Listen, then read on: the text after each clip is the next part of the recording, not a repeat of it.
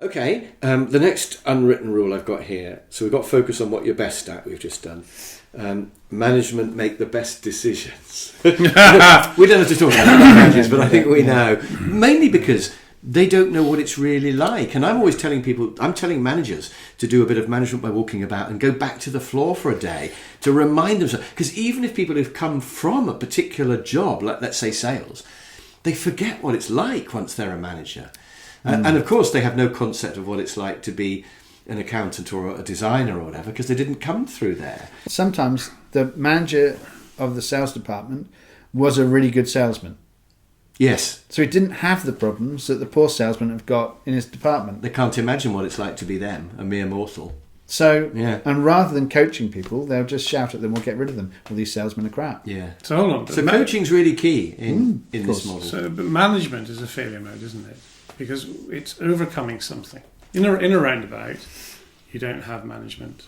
People self-coordinate. Yeah. Okay. And they achieve the end result themselves.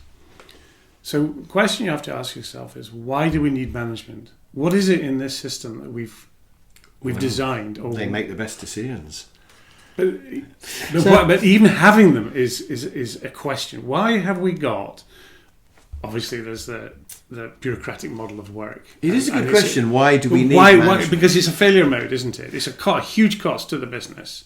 Yeah, and yet it's a failure mode. Well, a question I like to ask people is, could you do your job without your boss?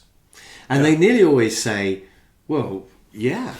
and I make a joke that if you say, no, I couldn't do my job without my boss, then either you're crap or your boss is a control freak. Yeah.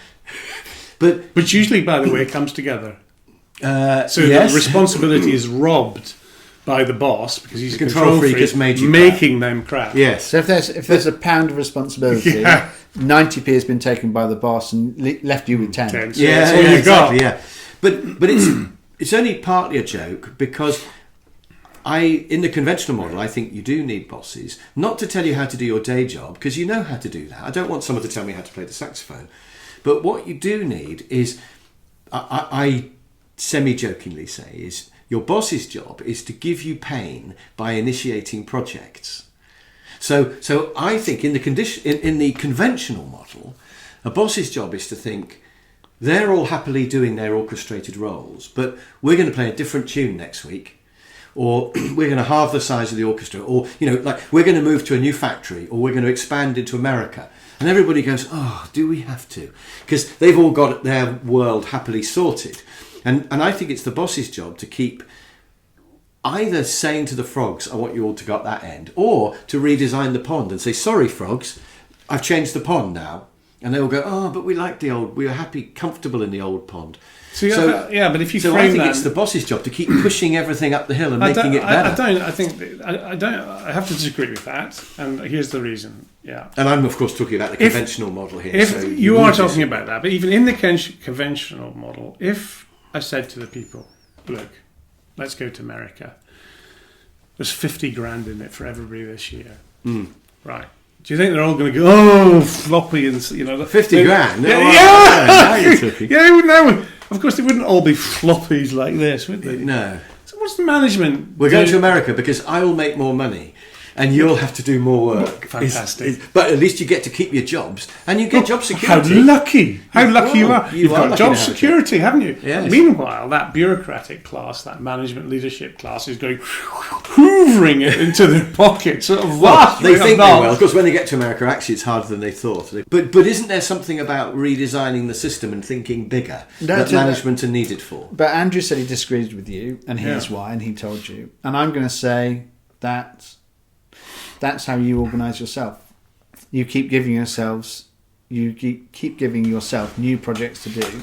That's all your eggs you've got in your basket. Partly because I'm bored and partly because I want to earn fantastic. more money. So I do. So I do get myself. Now you imagine then, because that's what you do to yourself. That's how other organisations should also be, because it's a winning formula. But in a conventional organisation, a broken organisation, really, a manager has to do it because the people will never do it because they never have ownership because it's all been divided into parts. I think maintaining the status quo and hitting your numbers is far more important than giving people new projects that might might pave the way to a better future. I think Well, most maybe I'm managers talking don't. about the difference between leadership and management, because maybe managers just want to keep doing the numbers, and leaders are like, we're going here next. But no leader wants a crisis. I've met lots of leaders who say, yeah, our business could improve, but, I'm 5 years from retirement. So Yeah. it's not going to change. And we're what I'm- making money. So. Yeah, so that'll do, won't it? Everyone's happy. Yeah. So it's very interesting because So I think that's you who are talking there, and it's not how the wider world is. Yeah, okay. So- Not even other managers in broken organisations. No, status quo. Don't stick your head above the parapet. Yeah. Keep everything rolling Well, along. those are some other rules we've got. Hide any bad news. Hide bad news. That's not a rule I've got on here, but that should be on here. Yeah, always portray good news. Oh, it's brilliant. It was.